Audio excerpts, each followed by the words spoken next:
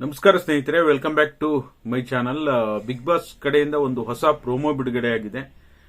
ಅಶ್ವಿನಿ ಗೌಡ ಅವರು ಉಪವಾಸ ಸತ್ಯಾಗ್ರಹ ಮಾಡ್ತಾ ಇದ್ದಾರೆ. ಅಂದ್ರೆ ಈಗ ನನ್ನ ಒಂದು ಮೆಚುರಿಟಿಗೆ, ನನ್ನ ಒಂದು ವಯಸ್ಸಿಗೆ ಈ ಮನೆಯಲ್ಲಿ ರೆಸ್ಪೆಕ್ಟ್ ಕೊಡ್ತಾ ಇಲ್ಲ ಯಾರು ಅಂತ ಹೇಳಿ ಬಹಳ ಅವರಿಗೆ ಹರ್ಟ್ ಆಗಿದೆ ಅನ್ನೋ ಉದ್ದೇಶದಿಂದ ನಾನೇನು ಊಟ ಮಾಡಲ್ಲ, ನಾನೇನು ತಿನ್ನಲ್ಲ ಅಂತ ಹೇಳಿ ಉಪವಾಸ ಮಾಡ್ತಾ ಇದ್ದಾರೆ.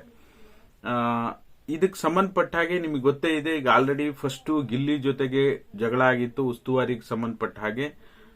ಅದರ ಜೊತೆಯಲ್ಲಿ ನಿನ್ನೆ ಲಾಸ್ಟ್ ಎಪಿಸೋಡ್ ಅಲ್ಲೂ ಸಹ ತೋರಿಸಲಿಲ್ಲ. ಇವತ್ತು ನಾವು ಅದನ್ನ ನೋಡಬೇಕಾಗುತ್ತೆ.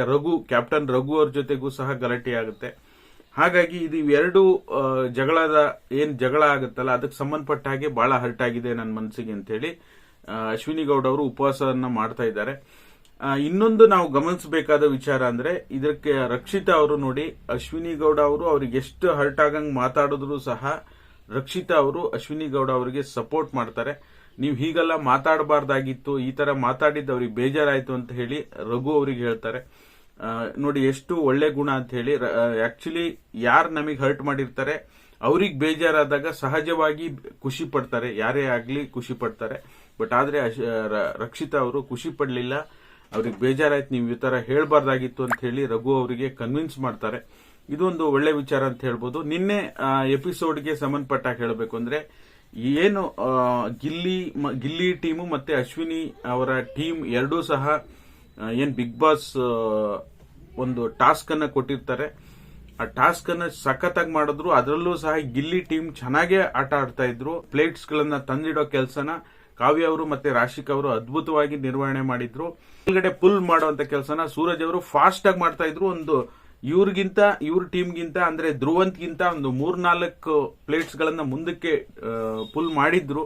ಬಟ್ ಕೊನೆಯ ಹಂತದಲ್ಲಿ ಧ್ರುವಂತ್ ಅವರು ಫಾಸ್ಟ್ ಆದ್ರು, ಸೂರಜ್ ಅವರು ಸ್ವಲ್ಪ ಸ್ಲೋ ಆಗಿ ಗಿಲ್ಲಿ ಟೀಮ್ ಸೋಲ್ತು, ಅಶ್ವಿನಿ ಗೌಡ ಅವ್ರ ಟೀಮ್ ಗೆಲ್ತು ಅಂತ ಹೇಳ್ಬೋದು. ಬಟ್ ಪರ್ಫಾರ್ಮೆನ್ಸ್ ವೈಸ್ ನೋಡೋದಕ್ಕೆ ಹೋದ್ರೆ ಸೂರಜ್ ಚೆನ್ನಾಗಿ ಆಡಿದ್ರು, ಲಾಸ್ಟ್ ಮೂಮೆಂಟ್ ಅಲ್ಲಿ ಸ್ವಲ್ಪ ಡಲ್ ಆದ್ರು ಅಂತ ನನಗನ್ನಿಸ್ತು. ಒಳ್ಳೆ ಮನೋರಂಜನೆ ಚೆನ್ನಾಗಿದೆ ಬಿಗ್ ಬಾಸ್ ಅಲ್ಲಿ. ಈ ರೀತಿ ಗೇಮ್ಸ್ ಆಡಿಸಿದ್ರೆ ನೋಡೋರಿಗೂ ಸಹ ಖುಷಿ ಆಗುತ್ತೆ. ಟೀಮ್ ಅವರ ಆಪೋಸಿಟ್ ಟೀಮ್ ಗೆದ್ದ ಕ್ಷಣ ಈ ಟೀಮ್ ಎರಡೂ ಟೀಮ್ ಆಟ ಆಡಿದೆ, ಗೆದ್ದಿದೆ ಅನ್ನೋದನ್ನ ಅವ್ರು ಅನೌನ್ಸ್ಮೆಂಟ್ ಮಾಡಬೇಕಾಗಿತ್ತು. ಗಿಲ್ಲಿ ಅವ್ರದೇ ತಪ್ಪು ಅಂತ ಸಾಕಷ್ಟು ಜನ ಅದ್ರ ಬಗ್ಗೆ ಕಮೆಂಟ್ ಮಾಡ್ತಾ ಇದ್ದಾರೆ. ಬಟ್ ಆದ್ರೆ ಅಲ್ಲಿ ಗಿಲ್ಲಿ ಅವರು ಮಾತನಾಡುವಾಗ ಅವ್ರಿಗೇನು ಧ್ರುವಂತ್ ಅವರು ಅದ್ಭುತವಾಗಿ ಪ್ರದರ್ಶನ ನೀಡಿದ್ರು, ರೆಡ್ ಟೀಮ್ ಭಾರಿ ಚೆನ್ನಾಗಿ ಪ್ರದರ್ಶನ ನೀಡಿದ್ರು ಅಂತ ಹೇಳ್ತಾ ಇರುವಾಗಲೇ ಅಶ್ವಿನಿ ಗೌಡ ಅವರು ಗಿಲ್ಲಿ ಅವರಿಗೆ ಸ್ವಲ್ಪ ಡಿಸ್ಟರ್ಬ್ ಮಾಡ್ತಾರೆ. ಅದು ಕೂಡ ಮಾಡಬಾರ್ದಾಗಿತ್ತು ಅನ್ನೋದು ನನ್ನ ಅಭಿಪ್ರಾಯ. ಏನನ್ಸುತ್ತೆ, ನಿಮ್ಗೆ ಏನನ್ಸುತ್ತೆ ಕಮೆಂಟ್ ಮಾಡೋ ಮೂಲಕ ತಿಳಿಸಿ. ನಿಮ್ಮ ಫೇವರೇಟ್ ಕಂಟೆಸ್ಟೆಂಟ್ ಯಾರು? ಅಶ್ವಿನಿ ಗೌಡ ಅವರಿಗೆ ನಿಜವಾಗ್ಲೂ ಅವಮಾನ ಆಗಿದೆಯಾ ಅಥವಾ ಅಶ್ವಿನಿ ಗೌಡ ಅವರು ಮಾಡ್ತಾ ಇರೋದು ಸರಿ ಇದೆಯಾ? ಏನನ್ಸುತ್ತೆ ನಿಮ್ಗೆ ಕಮೆಂಟ್ ಮಾಡೋ ಮೂಲಕ ತಿಳಿಸಿ.